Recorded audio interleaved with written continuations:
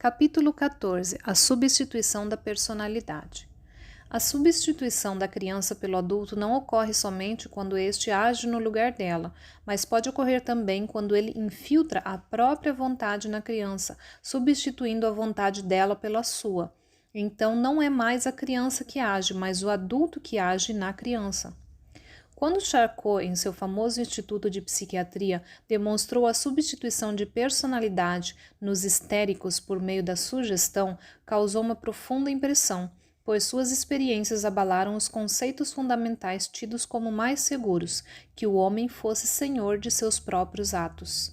Mas foi possível demonstrar experimentalmente que o indivíduo podia ser sugestionado a ponto de suprimir a personalidade, substituindo-a por outra, a do sugestionador. Tais fatos, embora reservados à clínica e a limitadíssimas experiências, abriram uma nova seara de pesquisas e de descobertas. Em torno desses fenômenos tiveram início os estudos relativos à dupla personalidade, ao subconsciente e aos estados psíquicos sublimados, enfim, ao aprofundamento no campo do subconsciente feito pela psicanálise.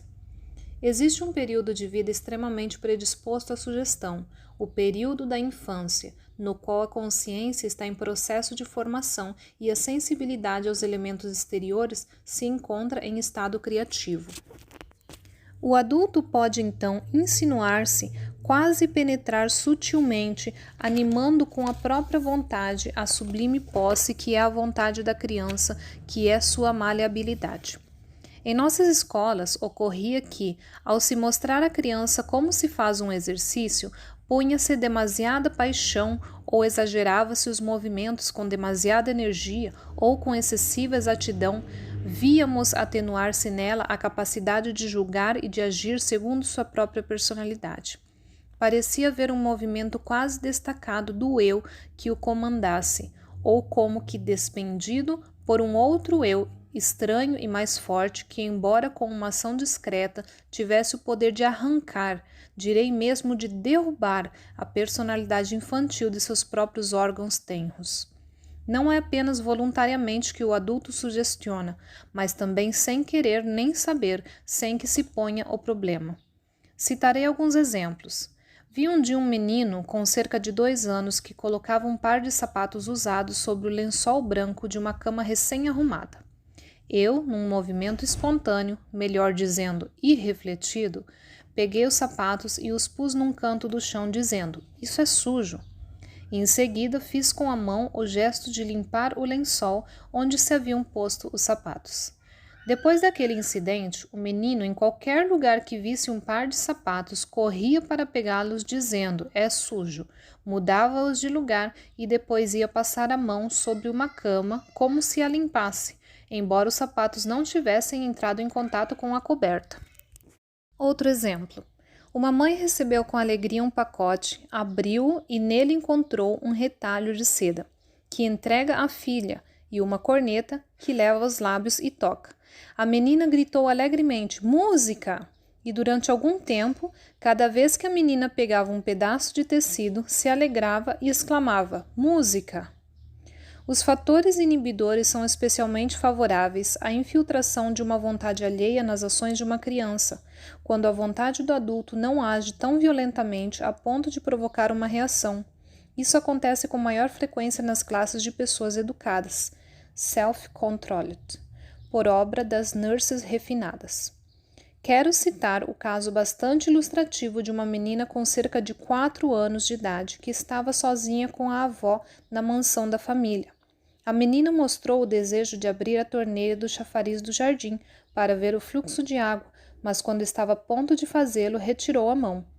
A avó encorajou-a a abrir a torneira, mas a menina respondeu: "Não, a nurse não quer." Então a avó procurou persuadir a neta, dando-lhe seu total consentimento, fazendo-a observar que estava em sua casa. A menina sorria, mostrando prazer e satisfação, e sobretudo seu desejo de ver o fluxo. Contudo, embora esticasse o braço, a mão próxima da torneira retraía-se sem a abrir. Tal obediência ao comando remoto da nurse ausente era tão poderoso na criança que sua força distante sobrepujava a persuasão de uma pessoa ali presente.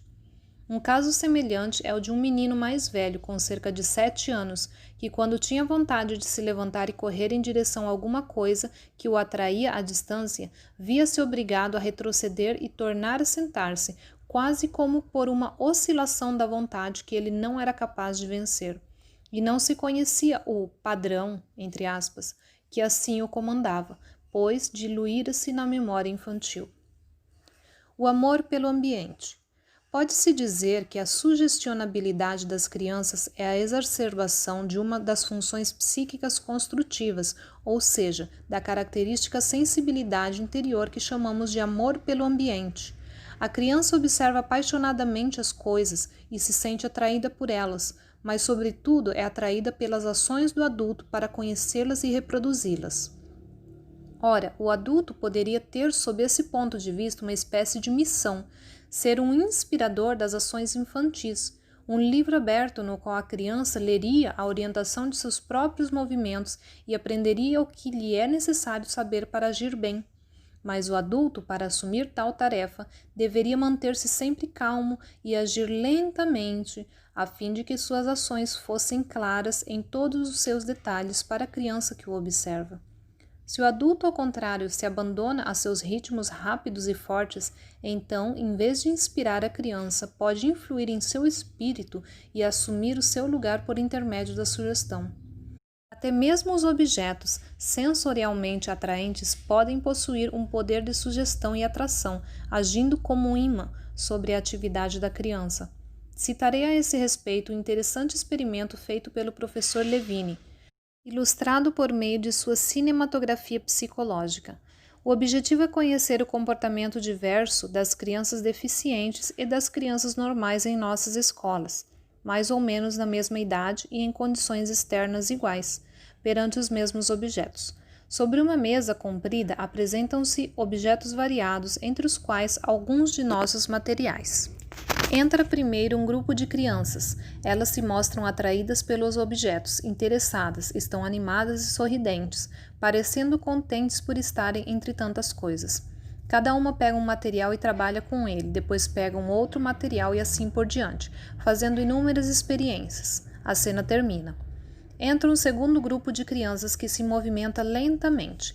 Param, olham, pegam um objeto apenas, reúnem-se em torno dele e depois parecem permanecer inertes.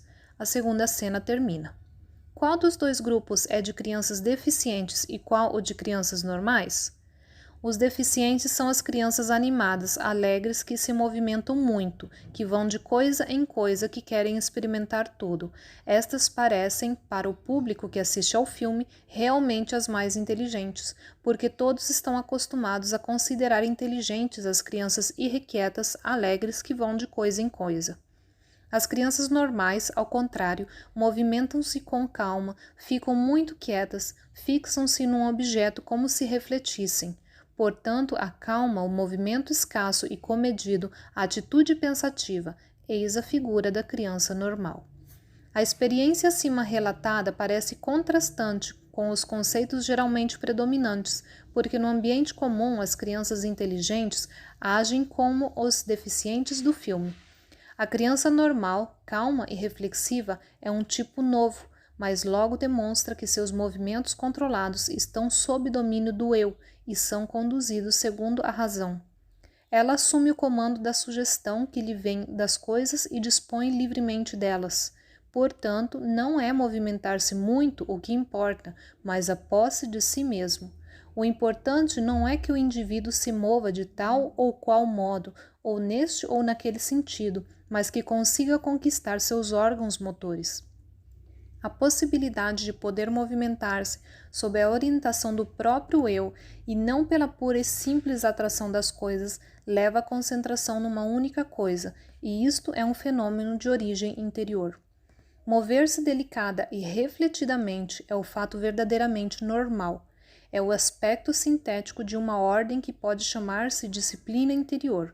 A disciplina dos atos exteriores é a expressão de uma disciplina interior que se organizou em torno da ordem. Quando isso não acontece, então o movimento deixa de obedecer às diretrizes da personalidade, que pode ser dominada pela vontade alheia e fica à mercê das coisas externas, como um barco à deriva. A vontade exterior dificilmente sabe conduzir a disciplina das ações, porque não cria a organização. Nesse caso, pode-se dizer que a individualidade fica fragmentada. A criança perde a oportunidade de se desenvolver segundo sua natureza, podendo quase comparar-se a um homem que pousasse com um balão no deserto e de repente visse o balão se arrastando pelo vento, deixando-o sozinho. O indivíduo não poderá fazer mais nada para controlá-lo e não vê coisa alguma em torno de si para substituí-lo. Eis a figura do homem que pode resultar da luta entre o adulto e a criança. É uma inteligência obscurecida, não desenvolvida e afastada dos meios de expressão, que gira desregradamente ao sabor dos elementos. Se você está gostando dos áudios e vídeos do nosso canal, curta, compartilhe, inscreva-se. Muito obrigada e até a próxima!